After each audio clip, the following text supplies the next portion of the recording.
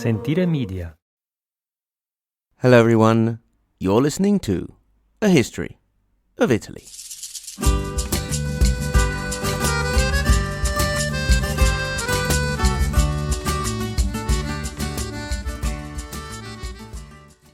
Episode 69, Venice, Part 6.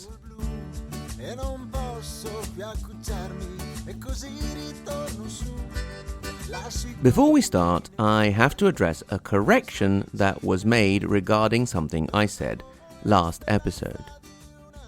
If you've already listened to last week's episode, you will have heard me talk about the agreement in 1154 between Venice and the Normans. This placed the dividing line of their influence at the city of Ragusa. I very superficially assumed, without any further research, that the city in question was the Ragusa in the south of Sicily. A prompt email from René S. pointed out that there is more than one Ragusa and that the other was in Croatia, better known as Dubrovnik. The city is higher north from the Sicilian Ragusa, and it would have made a lot more sense for the Normans to agree on that as the limit for their sphere of influence. Otherwise, they would be ceding almost all of the sea around their dominions to the Venetians. Speaking of which, Dubrovnik seems to have some elements of its development in common with Venice, and even became itself an independent republic in the mid-14th century. Anyway, it was already on my list of must-see places, and now it is even more. Thank you very much to René for pointing this out.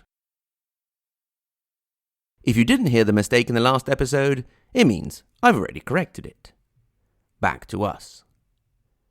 Last time we left off Doge Domenico Morosini having finished the bell tower of St. Mark's in the mid-12th century. The bell tower of St. Mark's, placed at the area of the square that opens up onto the lagoon, is an important symbol of the city. On the 8th of May 1997, on the bicentennial anniversary of the fall of the Venetian Republic to Napoleon, the tower was occupied by a group of men with a homemade A-Team-style tank called Tanko. They had left Padova with a stolen RV and a truck containing Tanko.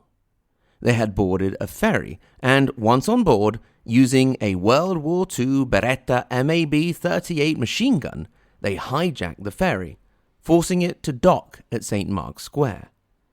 Once there, they took the tank to the tower, broke down the door, climbed to the highest level, and unfurled the flag with the winged lion of the Republic of Venice. This group was known as the Serenissimi, the most serene ones, with the official name of their organization being the Veneto Serenissimo Governo e Veneta Serenissima Armata, the most serene government and army of Veneto. They were one of many northern independent groups which characterized Italian history in the late 80s and early 90s. In many cases, these groups would end up becoming part of the Northern League Party, which would later drop the northern part to become the Populist Nationalist League Party. The Serenissimi were all arrested the next day and ended up serving relatively light prison sentences. The bell tower remained basically indifferent to the events around it. The Doge who oversaw its completion back in the 12th century, the aforementioned Domenico Morosini, died in 1156, leaving a rather hot potato in the hands of his successor, Vitale Michiel II. The warm vegetable in question was the situation in northern Italy between the communes and Holy Roman Emperor Frederick Barbarossa, that we have spoken of a lot, maybe too much, some of you might say. Until that point, Venice had managed to stay out of the situation, maintaining a generally neutral position. But when the papal schism occurred in 1159 between Pope Alexander III and Pope Victor IV, pushed by the emperor, it was time for Venice to choose sides. In the end, they opted for Alexander III and the communes. After all, how likely was it that an emperor who was dead set on bringing all the peninsula under the influence of the imperial crown would tolerate an independent republic on its borders? Not likely at all. As soon as he heard the news, Barbarossa lost no time in reacting. He convinced the cities of Ferrara, Padova, and Verona to attack Venice, but they got nowhere. He then tried to involve the German Patriarch of Aquileia, but that also to no avail. When the Lombard League was then formed in the 1160s, Venice adhered, but their involvement in the whole struggle between the communes of the League and Barbarossa, leading up to the Battle of Legnano, did not really go much further than financial support. As Venice moved closer to the cities of northern Italy, the relationship with Constantinople was deteriorating. By now, the Venetians living in the great capital of the Eastern Roman Empire were seen as arrogant and proud. The emperor, Manuel Comnenus, was actively promoting the presence of the Genoese, the people from Amalfi, and worst of all, the hated Pisans. Things really came to a head in 1171. The spark was an attack on a quarter of Constantinople called Galata. This is the area towards the northern part of the city, near the so-called Golden Horn, and still exists in modern-day Istanbul. The area had been assigned to the Genoese. No one knew who had been responsible for the attack, but Emperor Comnenus was quick, perhaps too quick, to blame the Venetians, although the Genoese themselves vouched for their innocence. On the 11th of March, 1172, all of the Venetians in the city, 10,000 or so of them, were arrested and all of their lands confiscated. With one fell swoop, the emperor had completely cancelled the presence of the most serene republic from his capital. Doge Vitale Michael II could not stand for this affront. His first step was to raise a tax, and for this reason the city was divided into sestieri, the same you can find to this day. They are Castello, Cannaregio, Dorsoduro, Santa Croce, San Polo, and San Marco. The Venetians did not make a peep at this. It was payback time. Before the year was out, a fleet of 120 ships left the lagoon, with the Doge himself leading. Before they reached Constantinople, however, they were met with an envoy from Emperor Comnenus, asking them to send a delegation to him to talk peace. The delegation was sent and included one Enrico Dandolo, an experienced diplomat who at the time could have been in his early 60s. As the fleet waited in a harbour for the delegation to return, tragedy struck, in the form of the bubonic plague. By the time the delegation did return, they found the sailors dead and dying in droves. The news they brought back was not good. The delegation had simply been a ruse by the Byzantines to buy more time. It had been completely successful. The Doge and his diminished invasion force did not have the strength nor the morale to continue. They returned home, taking the disease with them. As the inhabitants of the city also started to drop like flies, the Doge was blamed for the shameful defeat and for bringing the plague. He was attacked by an angry mob and killed. It was not the first violent death of a Doge, but it had been the first in over 2 centuries. The culprits hid in an area just across the Ponte di Paglia bridge, along the Riva degli Schiavoni, heading out of the lagoon from St. Mark's. The inhabitants refused to give them up, so, as collective punishment, the whole area was destroyed. A tradition would then continue that the area should not be rebuilt again, and this held until after the Second World War. The city had fallen on bad times. They were officially at war with the two main empires at the time. Their great fleet was a shadow of its former self, with many ships having been burnt at sea to try and stop the spread of the plague. But the deaths continued. Also, they were in a situation they were not at all used to being in. They had no money. Doge Michael II was obviously the main scapegoat for the situation, but something had gone wrong also in the system of checks and balances that was supposed to keep tabs on the power system of the Republic. So it was that the great and the powerful of the city took some time before the election of the next Doge to think things over, and in 1172 and 1173 they took a breather to reorganize. They created an assembly of 480 men that would be elected by 12 electors, 2 from each of the sestrieri, or districts of the city. Then, after the first election, the council of 480 would turn around and select the 12 electorates. So in the end, aside from the first exercise in democracy, the two bodies ended up just electing each other. This organization was to be one of the main governing bodies of the Republic, but it would not substitute the Doge.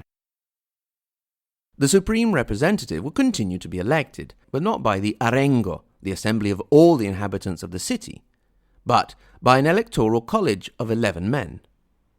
Plus, the Doge's inner circle of councillors, his cabinet if you will, were increased from 2 to 6. After the election of the Doge, he would simply be presented to the Arengo. The first test of this system caused widespread rioting. Therefore, a workaround was invented. The Doge would be elected and then presented to the Arengo, but the formula would change, becoming "Ecco il vostro Doge, se così vi piace," meaning, "Here is your Doge, if he is to your liking." Everybody really knew it was just a question of face and not substance. There had been a move to take power away from the bottom, the Arengo, and the very top, the Doge, to reinforce oligarchy of rich merchant families of the city in the center. The Doge, however, needed to maintain prestige, so he was given more money and more sumptuous clothes, carriages, and living furnishes, as well as public ceremonies. All of this managed to get by in the end without too much of a fuss, thanks to the choice of the right man for the job, one Sebastiano Ziani. He was intelligent, energetic, and still very active at the advanced age for the time of 70, with a vast administrative experience. Oh, and it also didn't hurt that he was absolutely stinking rich. Ziani got right down to tackling some of the problems of the day. He started by temporarily suspending the repayment of government bonds issued, a measure which wasn't popular, but passed without too much agitation by appealing to the Venetian sense of patriotism.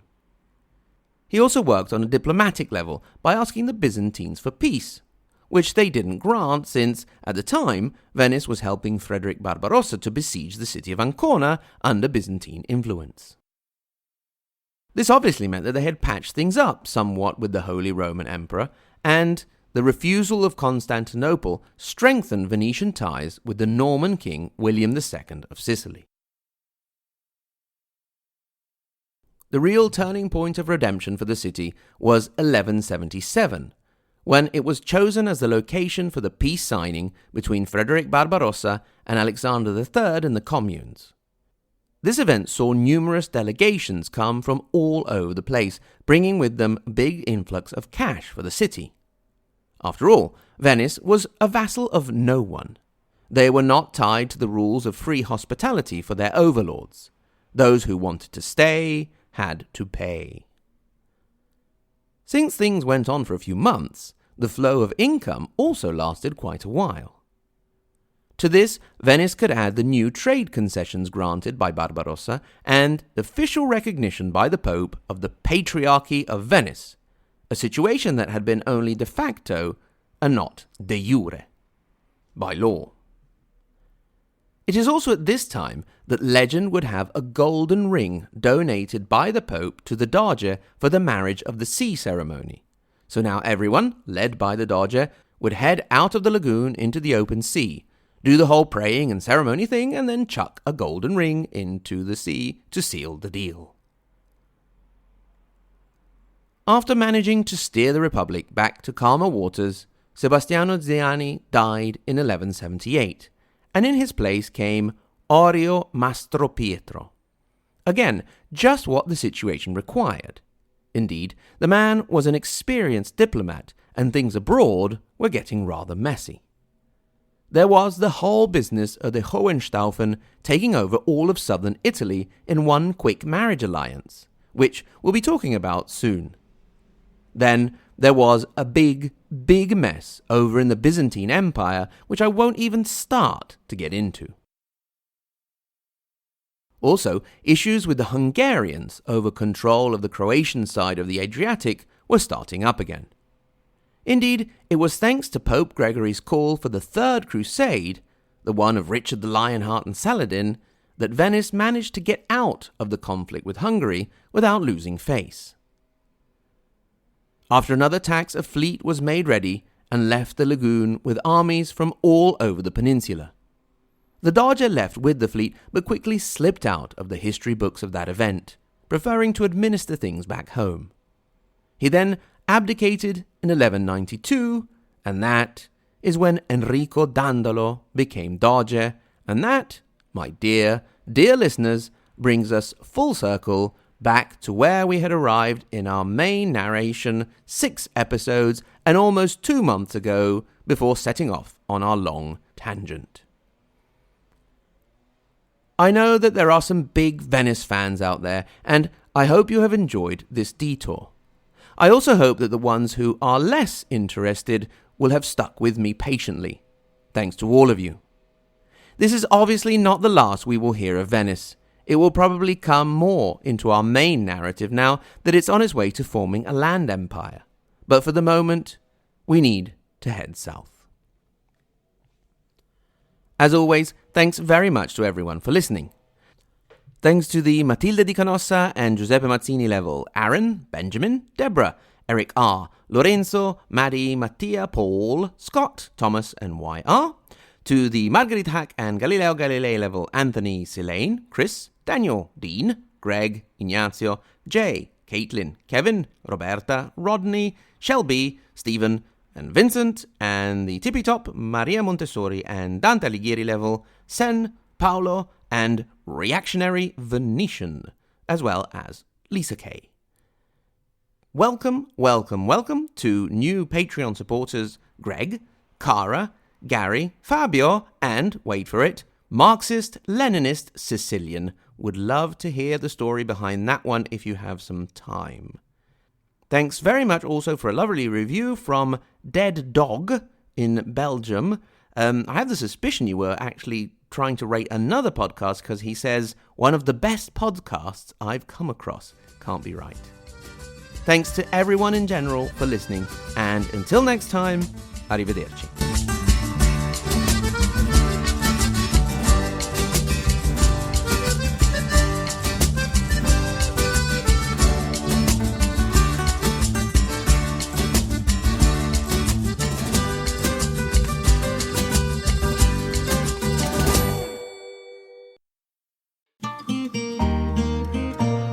Sentire Media.